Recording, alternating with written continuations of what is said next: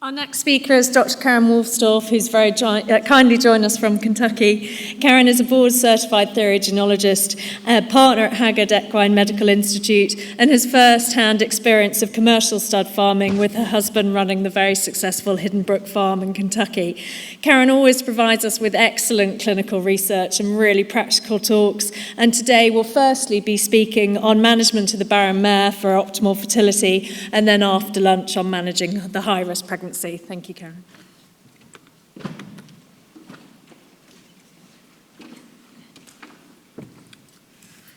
Well, to start off with, I would like to say, Camilla, for adding me to this program. I'm very excited about being here, as well as the Gerald Lee Charitable Trust and Beaufort Cottage Educational Trust, without which none of us would be here. So let me just see if I can get this up and running.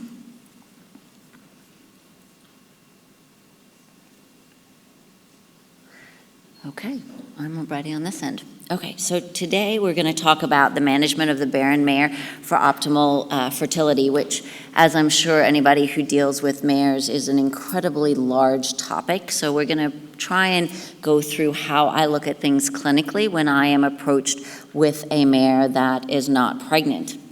And I think the first thing that we need to look at is to try and define our barren mare, because we all know that a barren mare is not a pregnant mare, but all of those are not created equal. And so we need to understand if it's a mare that perhaps was just not bred that year, if she was skipped, if she was a mare that foaled late the previous year, and so therefore they decided not to breed her back. If she was bred 1 to 2 times, it was the end of the year and then they decided to stop, or whether in fact she is truly a problem mare, or whether or not she was bred to a problem stallion, which we've just heard about. And so it's very important to define what the barren mare is or the problem mare is, and that's a mare that fails to conceive to a fertile stallion under well-managed conditions more than 3 times during the same breeding season, or fails to maintain a pregnancy more than 1 time.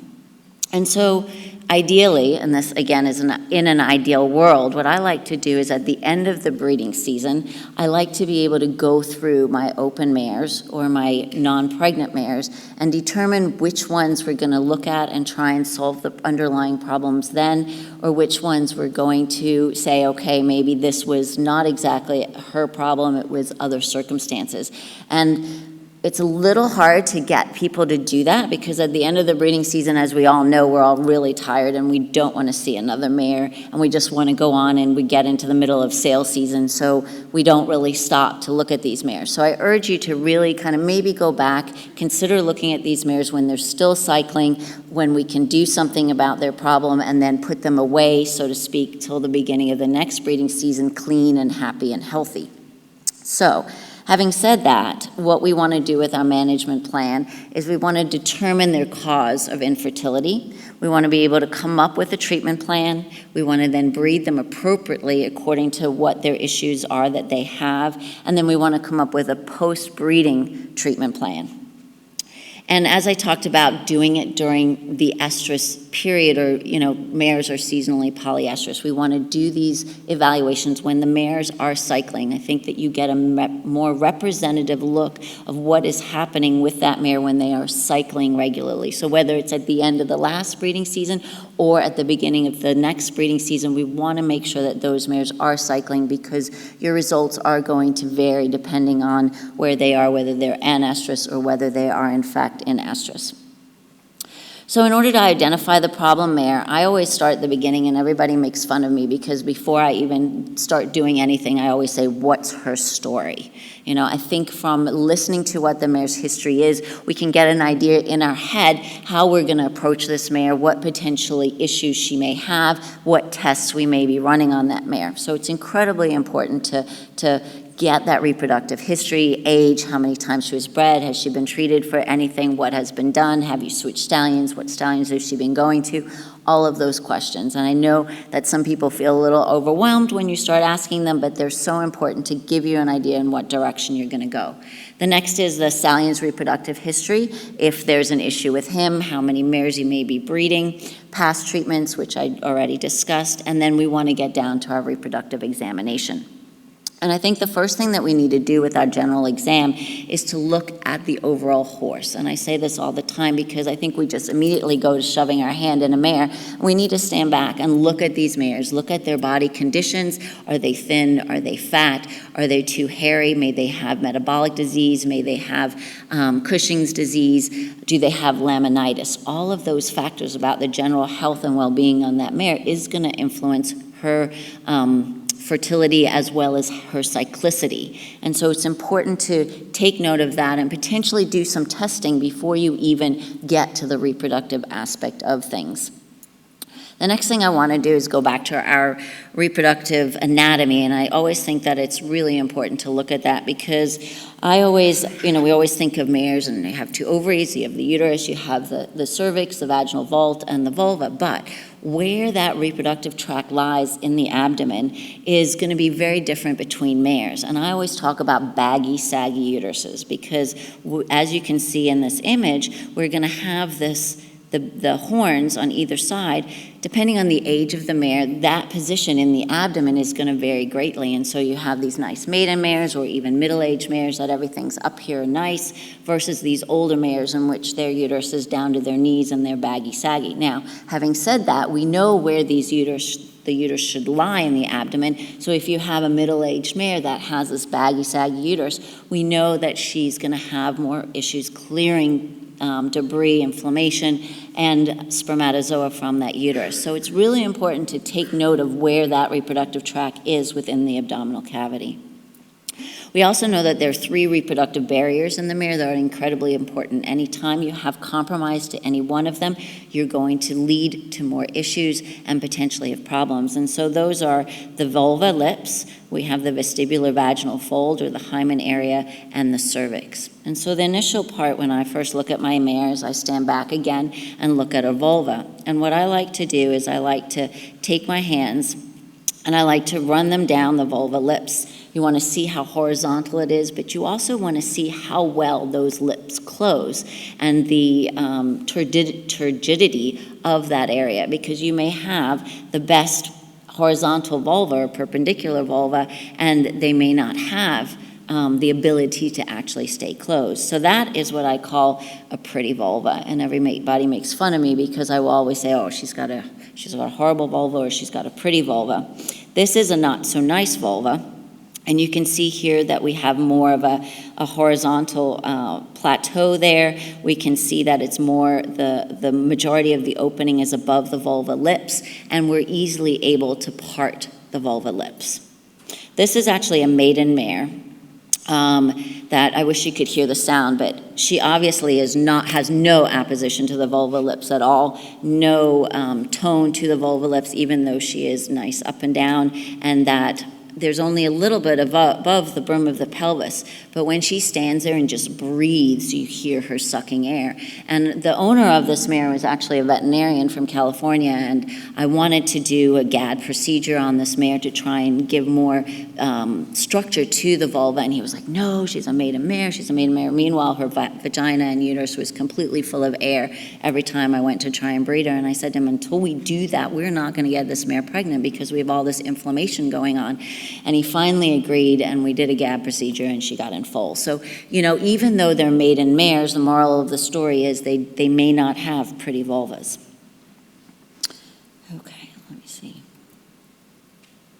So we also, and I think you guys are more aware of this than anybody else, at least in America, is the clitoris. It's a deep, dark, damp place that bacteria like to live. We don't routinely have to culture prior to breeding, but I think in our chronic endometritis mares, it's definitely a place that we should consider that can harbor bacteria. And so don't forget about the clitoris.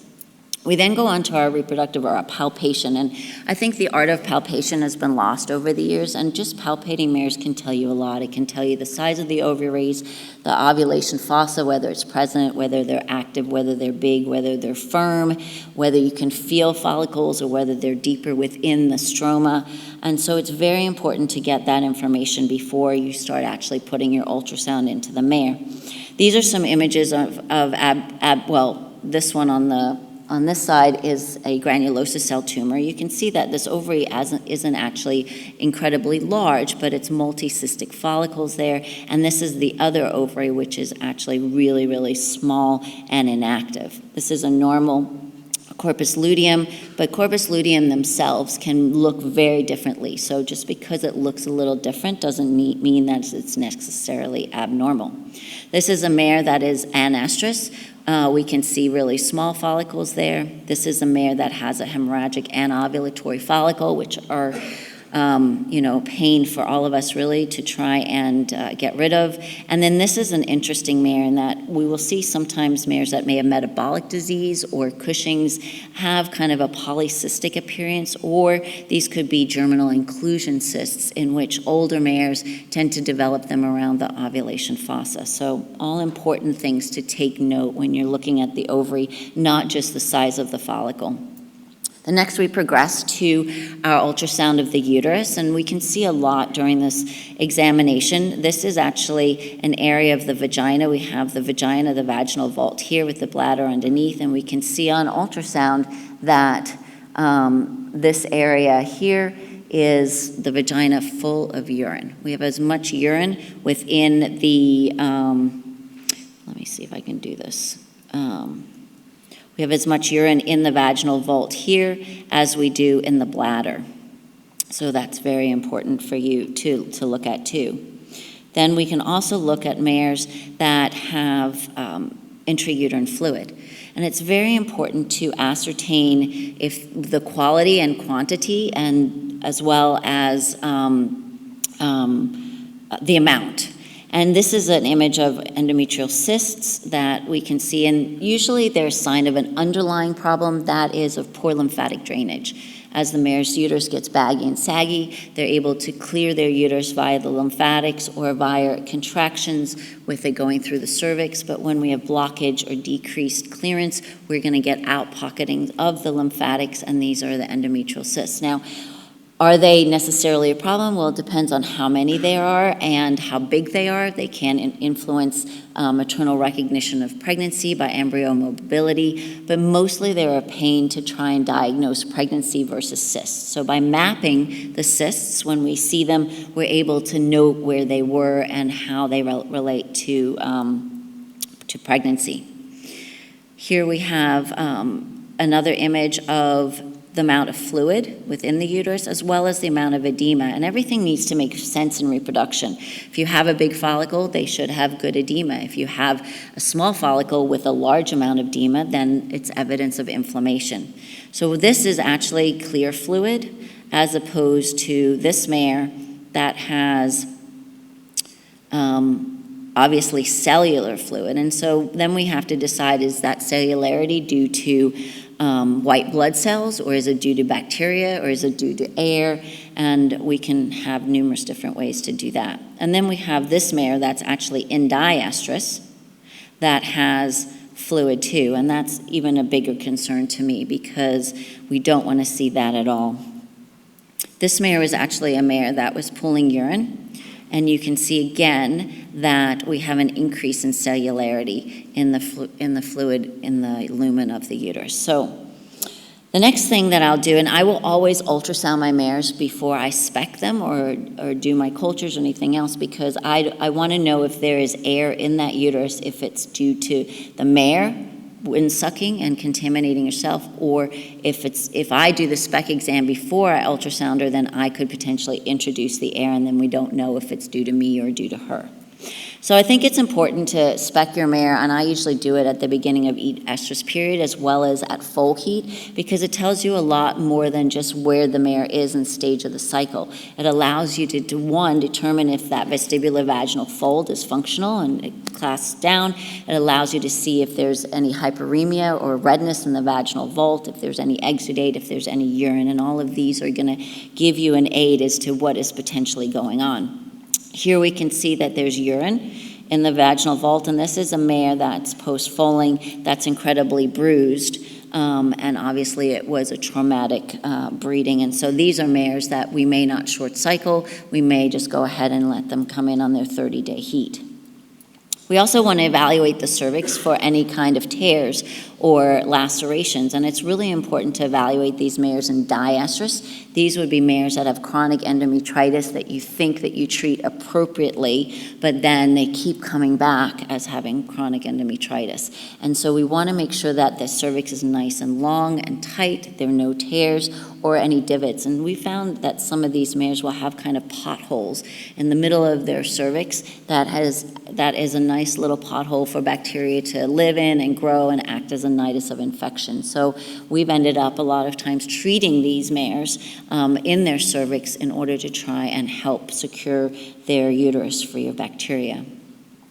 So there are lots of different ways that are in the literature that can help us determine if, in fact, this mare has an endometritis due to bacterial infection. And, when you look at the routine culture or just the culture swab, when you think about where it goes in, it just goes in right in front of the cervix. And so you get a very small sample of that endometrium. So people have started to go back to using low-volume lavages.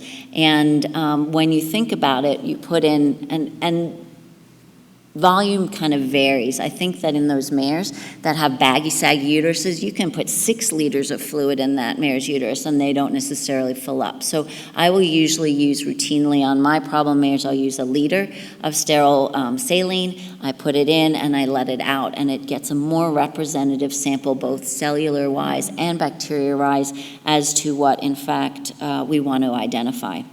And this is just a quick video of how we actually do it. We have a bivonic catheter extended to tubing with 1 liter of fluids.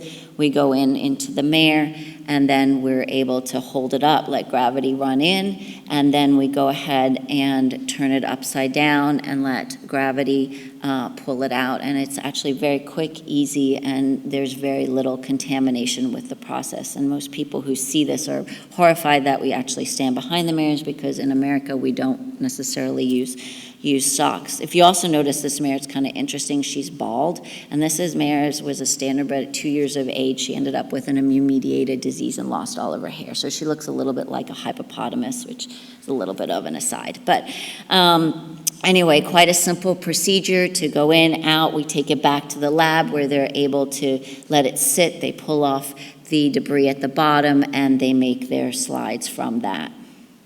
We can do 2 different, we make 2 different slides. We make a defect slide, and then we do also a gram stain so that we're able to see different gram-positive or gram-negative bacteria.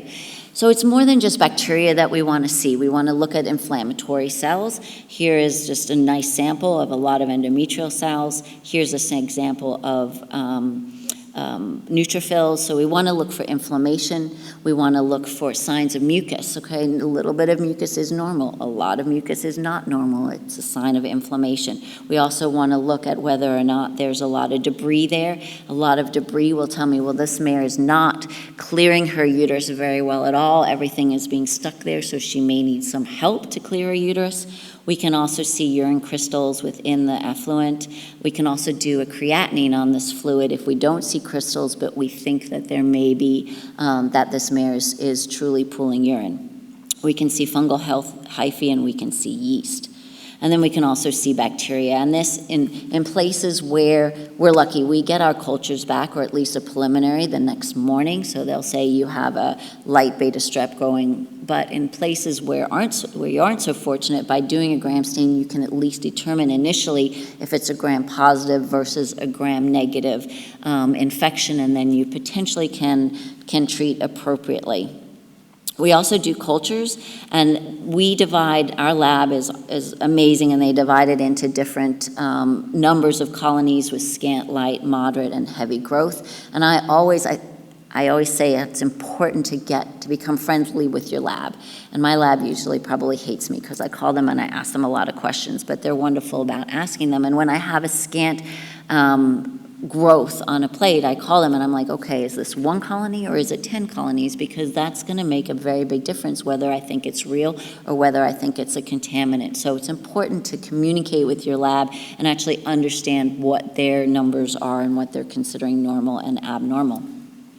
So with our normal chronic endometritis, Normally, we can use ecbolics, we can use oxytocin, we can use lavage, we can use cloprostenol, and then we can use antibiotics as necessary. And I think that one thing that's very important to remember is to get your sensitivity. And what we do in our lab is our lab will formulate a sensitivity pattern at the end of each breeding season, so we know in our area what specific bacteria are more likely to be sensitive to. This way, we have a little bit of a guide initially in what we can treat our mares. So each area is going to be different with the antibiotics that are able to be used or that are susceptible. And so kind of learn what is more prominent in your area. There's a nice reference here by Charlie Scoggins that goes through the different treatments of antibiotics and their doses and frequency, so we won't really go through that. But one thing I think it's important to consider is when you think you treat appropriately for an infection and yet you still don't get to the bottom of it, we need to think further. And one of the things that has been identified is that with inflammation, you have mucus that becomes increased in volume and being inspissated. And so in a normal endometrium, you have a mucus layer and you have cilia that wave. And that mucus layer and the cilia act kind of like a walking path that will move the bacteria and the inflammation out of the uterus. When there is inflammation there, it makes that mucus really inspissated and tough, and so it doesn't allow the uterus the ability to contract as well to push all the bacteria out. And so this bacteria gets caught in the mucus, and a lot of times we can't identify it and the body can't identify. In addition, the new word is biofilm. And what exactly is a biofilm? Well, normal bacteria will live in a planktonic state, so they'll move individually around the uterus. When they move around the uterus can identify them, mount an immune response, and help get rid of them. However, certain bacteria will form colonies in which they produce an exopolysaccharide scaffolding, and these bacteria will adhere together, live within this matrix, and they get hidden from the uterine immune system as well as from us trying to identify them. And so what we can do is try and break down the mucus and break down the biofilm to try and identify the underlying bacteria. And so one of my colleagues at Haggard's, Dr. Von Dolen, presented this nice paper at the AAP this past year in which she showed that when we infuse acetylcysteine, that will go ahead and break down the mucus and break down the biofilm. When you do a low-volume lavage the next day, you get an increased yield in your bacterial culture and your cytology. So basically, she looked at 59 mares over one breeding season. She looked at low-volume lavages prior to infusion with acetylcysteine and then came back the next day and looked at the low-volume lavage, and we had an increase of 35% positives on culture and cytology. So it just goes to show that this may be a useful tool that you can use to try and identify something when you know that there's something going on but you're not able to identify it. This is a really good tool in your arsenal. The other thing that is kind of new on the horizon is the biofilm assay, and we're lucky in Kentucky. We have 2 labs that run them. They're hard to set up and they're hard to do, but what it allows us is it allows us to ascertain if this bacteria does produce a biofilm, what adjunct therapies break down that biofilm and decrease the amount of colony-forming units of the bacteria. And so we usually do our biofilm assay with tris-EDTA, hydrogen peroxide, acetylcysteine, and tricide. And so we're able to see which one of those adjunct therapies helps to break down the biofilm and potentially decrease our bacteria load. And this is just kind of an example of how we can utilize non-antibiotic therapies within our treatment of these chronic endometritises. So Ryan Ferris has actually done a lot of papers on biofilms and their adjunct therapies, and so I would urge you guys to read about them because like in the stallion and the mare and with the bacteria, one recipe doesn't suit all. And so what you need to do is you need to see what adjunct therapies work, but in combination with antibiotics, they can potentiate the antibiotics. However, there are certain therapies that do not work together. For example, I've used hydrogen peroxide and timentin, or clavulanic acid, and ticarcillin together, and literally 2 days later, Dr. Ferris came and talked to us about it, and he's like, yeah, that combination doesn't work. And sure enough, I went back the next heat cycle, and the mare was still dirty. So you need to make sure that the combinations that you use do in fact work together and are synergistic. I do want to bring up kind of Chinese herbs as an alternative. We have a couple of veterinarians in our practice that do alternative therapy. They do acupuncture as well as Chinese herbs. And there certainly is a whole different out-of-the-box look for this. They need to have a non-traditional or a Chinese exam to find out what is depleted. But there are certain herbs that you can use in your chronic endometritis that help their reproductive system to help themselves in a sense. So just something to think of on the horizon. Another alternative therapy that is actually becoming a little bit more known within the literature, especially within the last year. There have been 2 articles that have come out, especially from Brazil. Now, Brazilians have been using ozone for a very long time, but I like to try and use some science behind what I do. And so I will say that there's some good studies out there now that do show the benefits of treating endometritis with ozone. And they've not only shown that it decreases the your culture results and treats the bacterial infection, but also that it potentiates blood flow and increase endothelial vascular proliferation to a degree. So I would say put this on your horizon. I've had a couple of mares this past season that have been really horrible to work with. We've tried everything, and I've used it a little bit as a last resort, which probably isn't the fairest treatment of evaluation of a treatment, because obviously these are the worst of the worst, and I've had some good luck with it. So I will say, obviously it may not be something to rush to, but it's something to, again, consider. So looking at other things that we can do, we can look at endometrial biopsies, and I think in the past, people have looked at it for one reason, and that's to kind of quantify versus using the Kenny-Doig system, whether they're a 1, 2A, 2B, or 3, to know whether or not they'll be able to maintain a full term. However, I would challenge you to look at it a little differently. One, it's been shown to be the gold standard when it comes to culture, and so you can take an endometrial biopsy and you can culture that, and what happens with that is you're getting to the deeper layer of the endometrium, so that anything that's not sitting on the surface, you're getting to.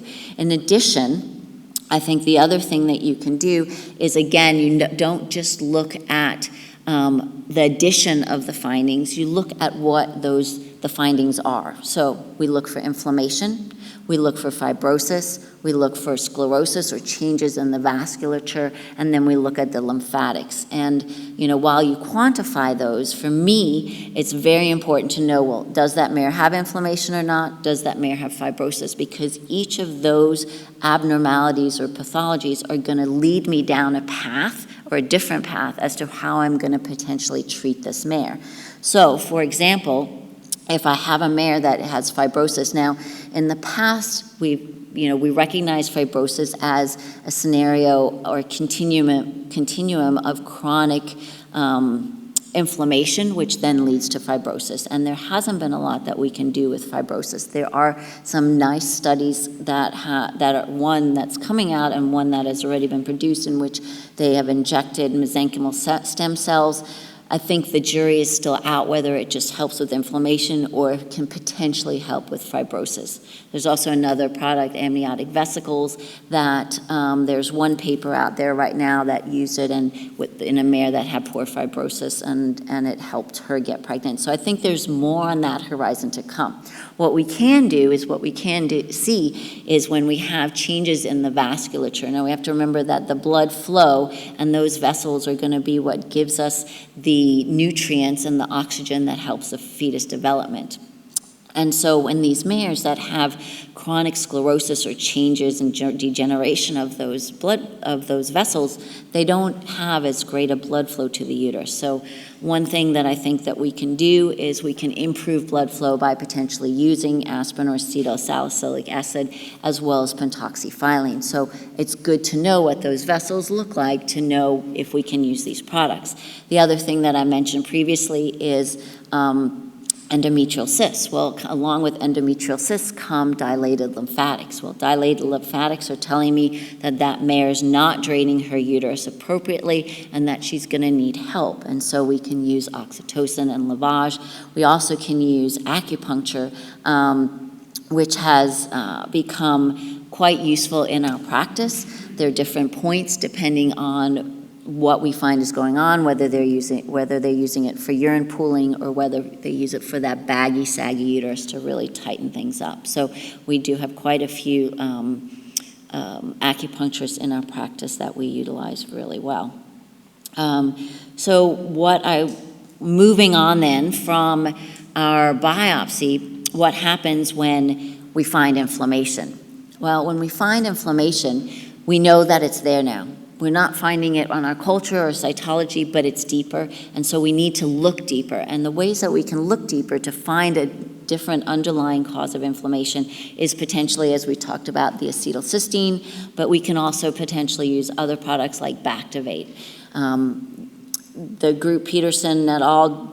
Ascertained that strep can live in a dormant state, and they live deep within the glands and in the crypts of the endometrium, and they just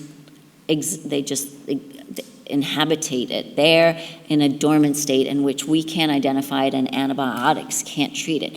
But if we stimulate them to come out of dormancy and they become metabolically active, then we can identify them again, and then we can also treat them. And so when we have these infections, potentially using this product can wake them up and we can treat them. The other thing that I wanted to mention is kerosene, and I know that certain countries have been using it for a while.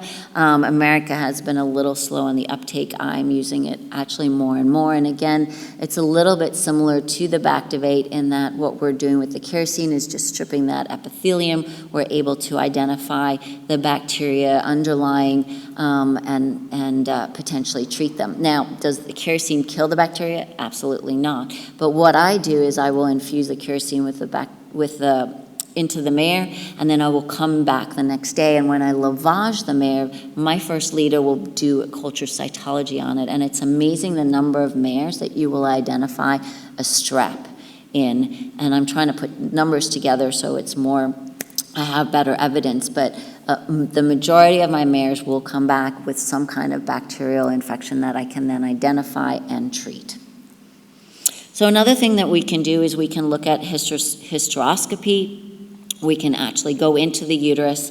Here's our oviductal papillae, and then we can come back and look at what's within the uterus. And I think it's a great tool, one, to rule out abnormalities, or two, to rule in. You're able to see lots of different things. You're able to look for discoloration. You're able to look at cysts for foreign bodies. Here is some exudate, and we can go in and we can actually aspirate it and get a culture cytology from that. So it's very important when you've kind of done everything else that you can do and you're still not getting to the bottom of it, you want to try and look into that uterus and see if there's anything that we're missing.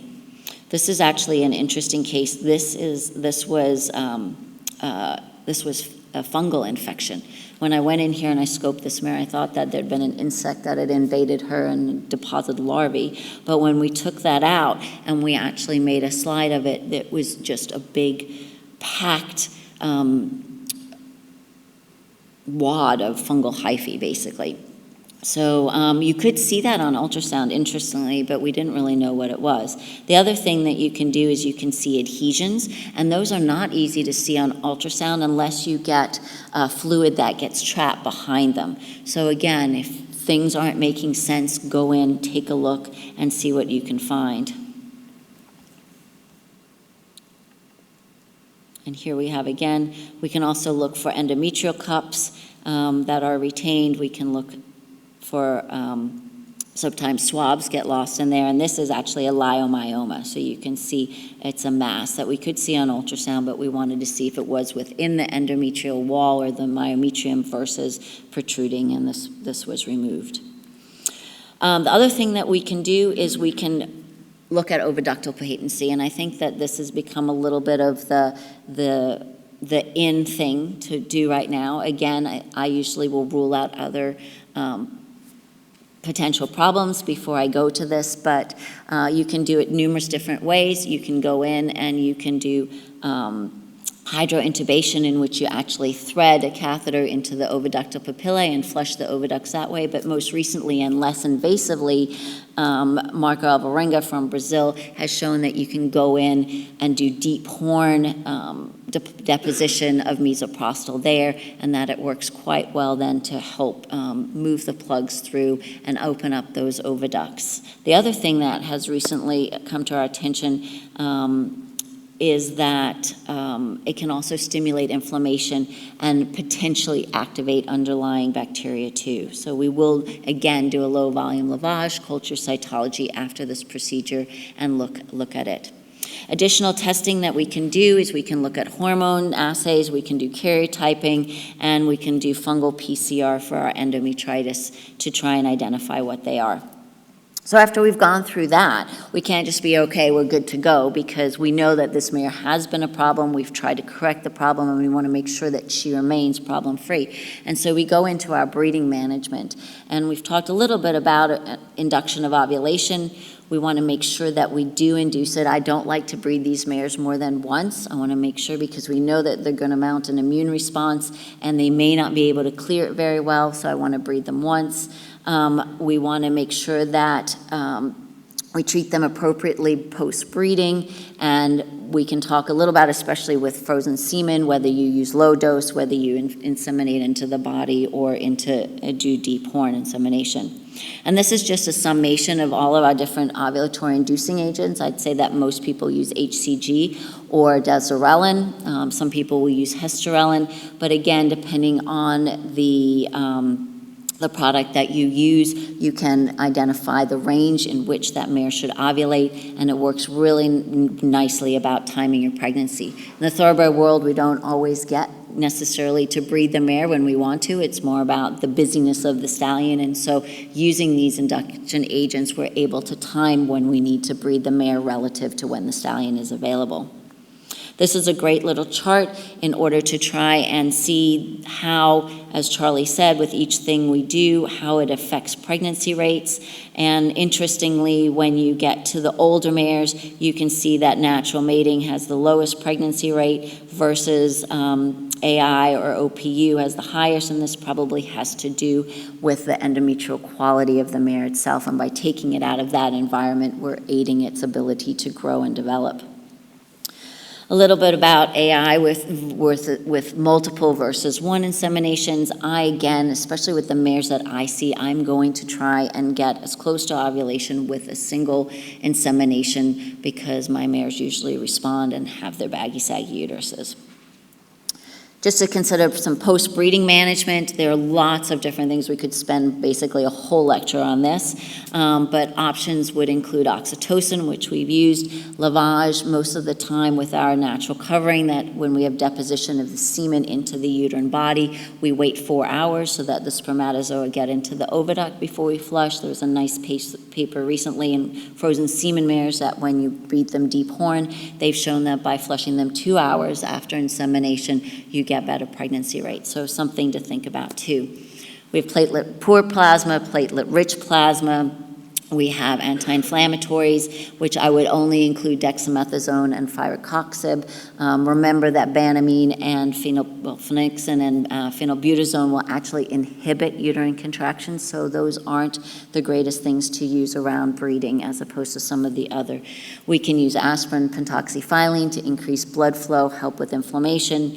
We can use our antibiotics as necessary, and then you get into some of the more expansive, higher maintenance mesenchymal cells, serum, autologous serum, and then we have acupuncture again, and this is just a little example of our stimulation.